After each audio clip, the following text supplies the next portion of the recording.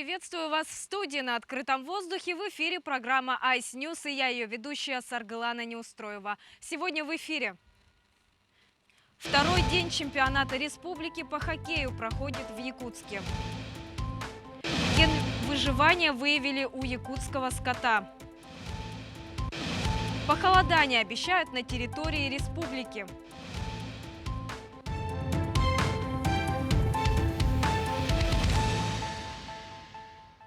Ген, позволяющий выживать при экстремальных морозах, выявили у якутского скота. По информации пресс-службы Института цитологии и генетики Сибирского отделения Академии наук, якутский скот отделился от общего предка европейских пород крупного рогатого скота примерно 5000 лет назад. Это позволило исследователям заключить, что адаптация к обитанию в экстремально холодных условиях Крайнего Севера сформировалась за счет собственного генофонда. При этом ученые обнаружили, что в геноме якутской коровы присутствует большое количество генетических вариантов, которые есть и в геномах пород из Африки и Азии, но утеряны у европейских пород, предположительно из-за селекции человеком, направленной на интенсивное производство молока и мяса. Люди и животные изнывают от жары в Индии. Чтобы утолить жажду львов, обитателей Гирского леса, егеря устроили сотни искусственных водоемов, рассказывает Сергей Берец. Понедельник стал самым жарким мартовским днем в Индии почти за 80 лет. Температура в Дели превысила 40 градусов Цельсия. От зноя страдают животные в заповеднике Гирский лес в штате Гуджарат. Этот национальный парк – единственное место на Земле, где сохранилась дикая популяция азиатских или индийских львов. Она насчитывает 600 особей. Егеря изыскивают различные способы, чтобы спасти их от жажды, говорит главный смотритель леса Касуладев Рамеш. Они устроили уже более 800 поилок. Некоторые места водопоя или кутия, как они называются на местном языке, наполнены водой из подземных источников. В другие закачиваем насосами. Для подачи воды в резервуары используется энергия ветра и солнца. Ожидается, что волны тяжелой жары будут становиться все более обычным явлением в Южной Азии. Они чреваты гибелью людей и животных. Число летальных исходов от теплового стресса может утроиться в недалеком будущем, если не прекратятся климатические изменения.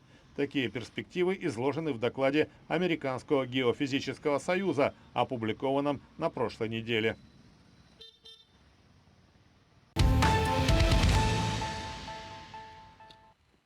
В сети появилось видео, на котором запечатлена опасная встреча. В посте сообщалось, что водитель грузовика остановился на трассе поменять колесо. Автомашина привлекла внимание небольшой группы волков. При этом выйти из кабины транспорта водитель не осмелился, так как за окном уже было темно, а намерения диких волков зачастую не самые лучшие.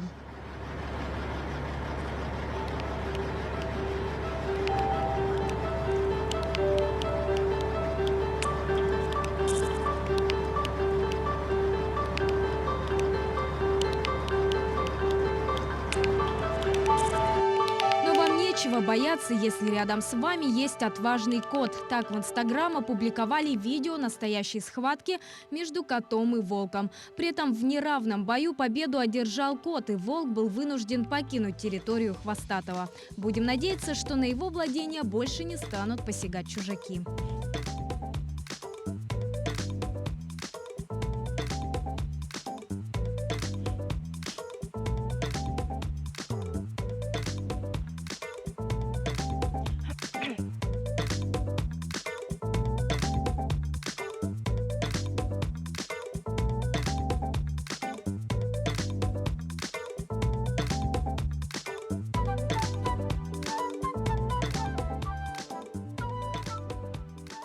Одной из примечательностей Аймеконского района вот уже много лет является резиденция повелителя холода Чисхана.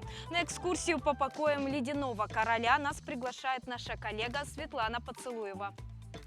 Недалеко от села Тамтор, в пещере священной горы Эбехая, располагается ледовая резиденция Чисхана. К слову сказать, Чисхан – это не якутский Дед Мороз, как ошибочно считают некоторые. Чисхан – это повелитель ледяных ветров, повелитель холода. Его резиденция – это царство вечной мерзлоты. Именно здесь, от зимы к зиме, хранится символ холода. Нигде в России нет ничего подобного. Я думаю, и в мире нет ничего подобного, когда температура держится и зимой, и летом в жару. Здесь настолько красиво, настолько атмосферно. Вот кажется, что просто душа расцветает в этой пещере, где холодно, но в душе становится тепло и еще теплее. В сверкающих инеем и ледяными кристаллами пещерах постоянно сохраняется температура в минус 10 градусов по Цельсию. Так что зимой здесь внутри даже теплее, чем снаружи. Резиденция Чисхана – место притяжения туристов. И аймиконцы гордятся этим. Любим свою родину, и это вот каждое здание, каждое учреждение показывает, что аймиконский улус действительно должна процветать, должна дать людям понятие, что действительно историю должны сохранять. Гости, побывавшие на полюсе холода, отмечают открытость и гостеприимство хозяев и планируют рассказать о поездке друзьям и обязательно приехать еще раз. Люди Светлана. здесь, в Якутии, на севере, очень душевные и искренние. Вот это, конечно, просто очень сильно впечатляет. И не хочется уезжать отсюда навсегда, хочется всем рассказать о том, что здесь чудесно, и сюда нужно приезжать. Светлана Поцелуева, Павел Комин, Аймиконский район. На Камчатке состоялся чемпионат России по северному многоборью. Борьба за медали развернулась между спортсменами из 11 регионов страны. Участники состязались в 5 национальных видах программы: тройной прыжок с отталкиванием двумя ногами, прыжки через нарты, метание топора, метание тынзяна на хорей и бег с палкой. По итогам соревнований второе место заняла сборная Якутии, а абсолютным чемпионом состязаний среди юниоров был признан Георгий Сафронов. Как признался спортсмен, проблем с подготовкой к чемпионату он не испытывал и сейчас активно готовится к играм Манчары. Заключительный 5-й день был самый зрелищный вид спорта, самый зрелищный и такой сложный вид спорта для многоборцев, северных многоборцев, прыжки через нарты. Я занял первое место и установил свой второй рекорд Республики Саха-Якутия, новый рекорд России среди юниоров 16-17 лет, спрыгнув 710 нарт. По итогам этих 5 дисциплин я стал абсолютным чемпионом России среди юниоров во второй раз. Но в Якутске тем временем продолжается чемпионат республики по хоккею. Напомню, что участие в соревнованиях принимают 8 команд из разных районов. Сегодня сыграют команды из Намского и Нерюнгринского районов. С нами на прямой связи сейчас находится наш корреспондент Алексей Лукьяненко, и он расскажет нам о ходе игры. Алексей, приветствую. Какая команда лидирует и какой счет? Здравствуй, Саргалана. Мы находимся в спортивном комплексе LA Ботур, где проходит чемпионат республики по хоккею. Насчет счета, кстати, можете наблюдать, что сейчас играет команда Нерюнгри с Намским районом. Счет составляет 6-0 в пользу Нерюнгринского района.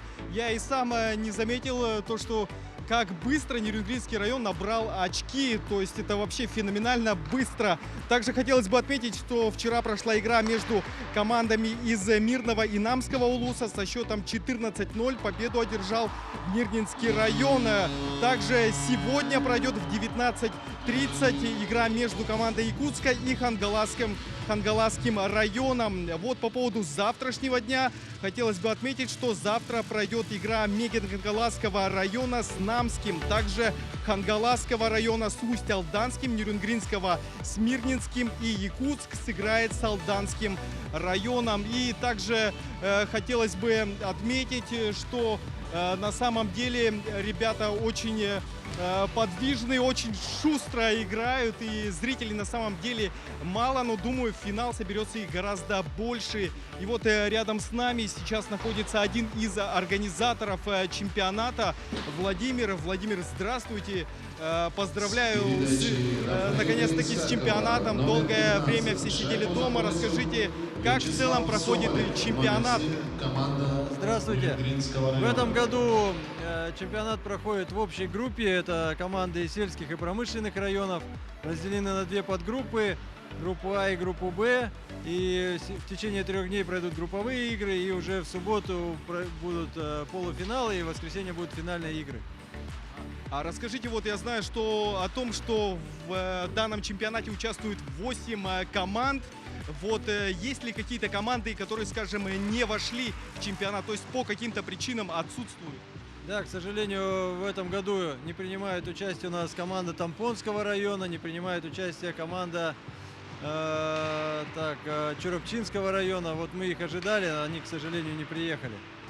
Спасибо, Владимир. Ну а я напоминаю, что чемпионат завершится 4 апреля, и 3 апреля мы можем наблюдать финальные игры, и что наш телеканал проведет прямую трансляцию вместе с телеканалом «Мамонт» в 14:30 и в 19:30.